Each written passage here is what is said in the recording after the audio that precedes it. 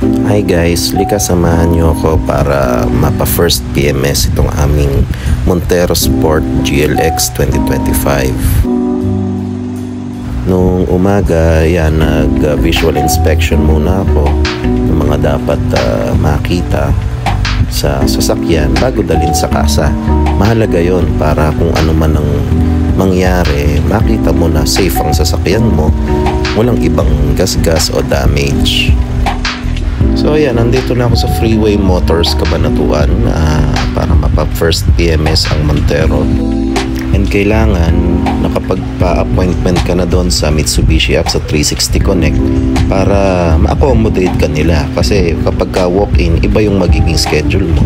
Kapag ikaw ang naka-appointment, kapag nakapagpabook ka ng schedule, ikaw ang unahin syempre. At makikita nila, ikaw yung mga nasa listahan. At ako, ginawa ko 8 AM ako para sure na unahin ako at maaga matapos.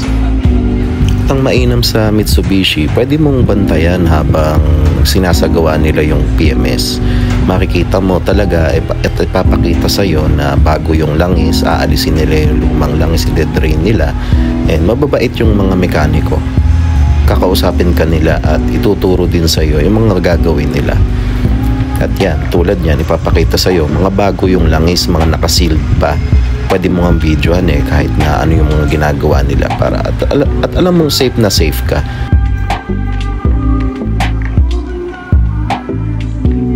And ayan, ipapakita din nila sa'yo pagkatapos nilang ma-PMS and i-explain sa'yo ng service advisor yung mga ginawa nila sa sasakyan, ano yung status, and overall naman okay pa naman lahat dahil bago pa yung sasakyan.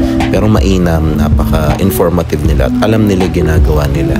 Tulad niyan, ipapakita din nila yung langis, kung nasaan ang level, kung ano pa yung level ng ibang mga fluids, yun ang mainam doon. At ibigyan ka din nila ng quotation para sa next PMS nila kung magkano yung magiging gastos. So ayan, okay na. Tapos na nilang i-PMS si Montero. At dito, kinarwash din nila.